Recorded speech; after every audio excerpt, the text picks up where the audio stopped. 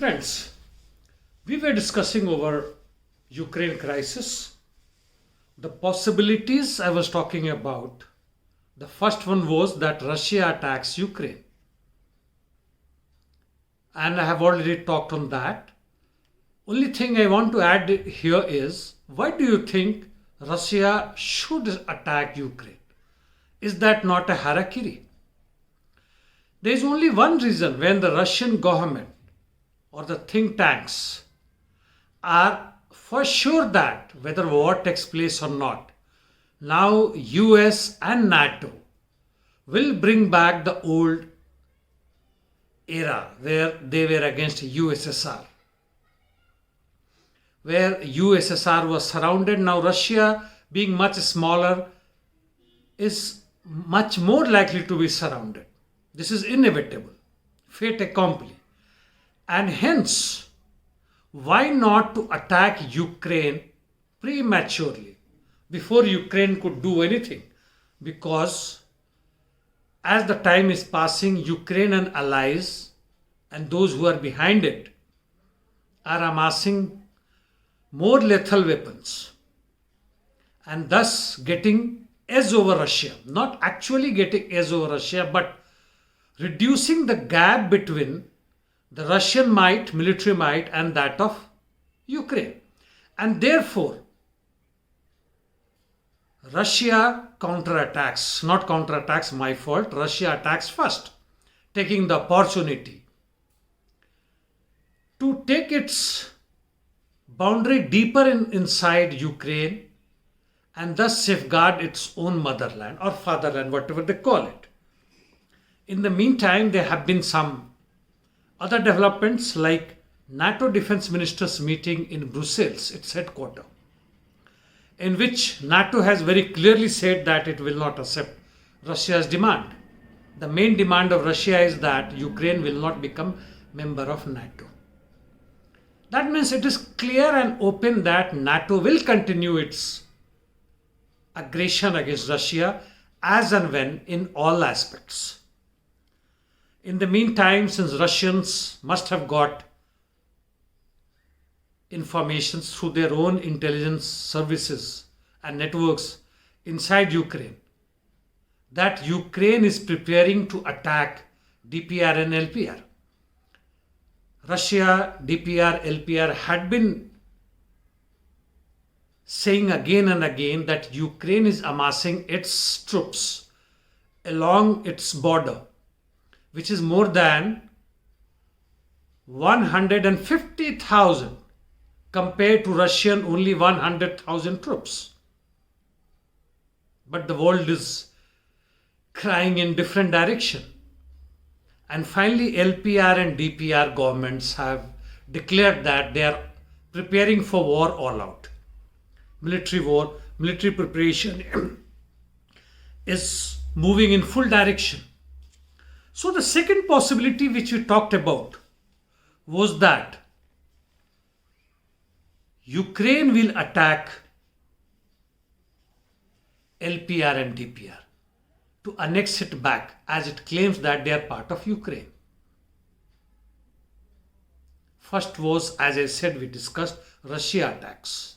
That's over. This is the second part. And third possibility which we will discuss is no war.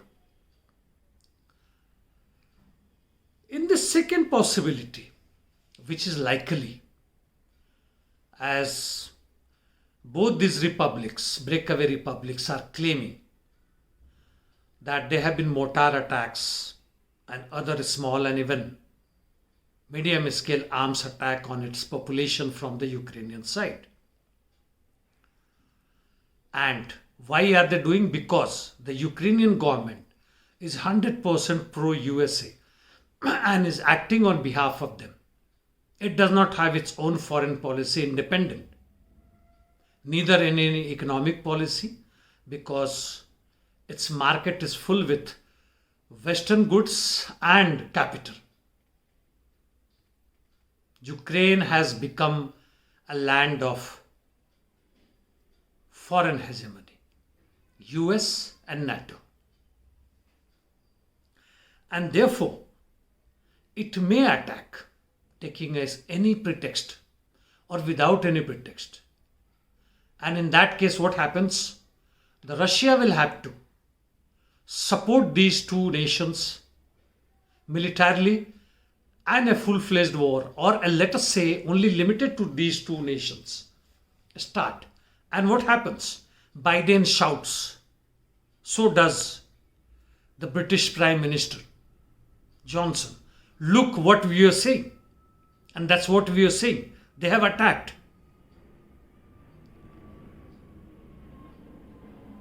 The war between these two countries, it's going to help US, as I discussed in the previous one, in inverted comma, re-annex European Union, or let us say,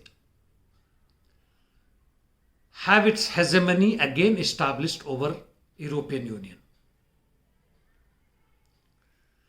What does the people of European Union want? What do they think?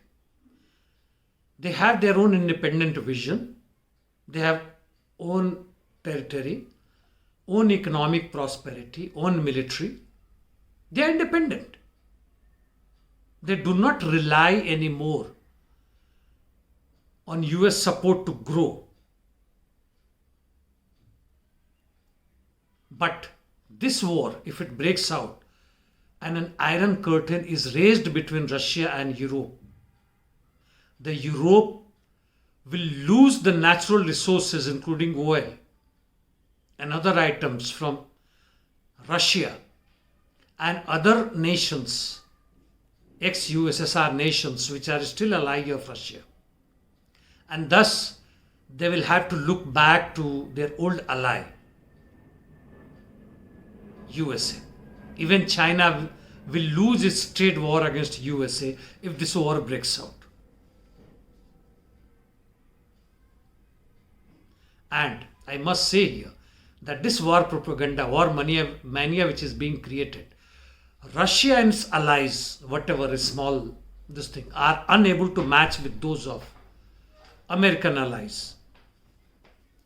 Because even the other countries which are not directly concerned, the people over there, the middle class, the petty bourgeoisie, they are supporting America. The Russophobia, like Islamophobia, has been created by and large in such a huge amount that countering it is almost impossible in this short period.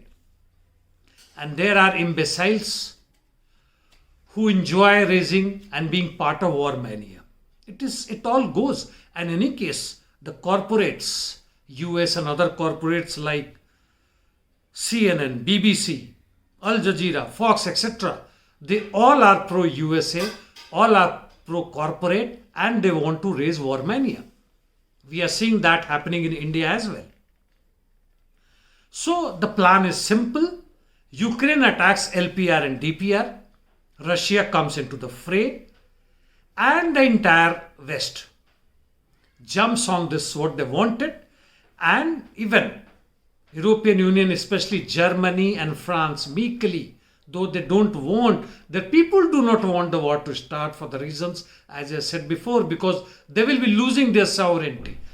They will be losing their political and economic area, the domain, they will lose. But yet they will meekly say, we all are together. What they have been saying now. And American troops. When the American troops come and join your country, they have their bases in your country. They do not pay. Your country pays. You should know it. And the people of European Union, whether they want or not, they will have to sacrifice. Economically, politically, socially. Everything will go for bunt. So therefore, friends, as far as we are concerned, like the people of India, Brazil, Latin America, Africa, we have very limited say in this because our governments, mostly pro-USA, pro-imperialist powers, do not care what we feel. Nonetheless, We must understand what is at stake. War means the people lose their say. War means people lose their economic power, lose employment, lose national health services. When UK left European Union, the people of United Kingdom almost lost national health services and other help that they used to get from the state.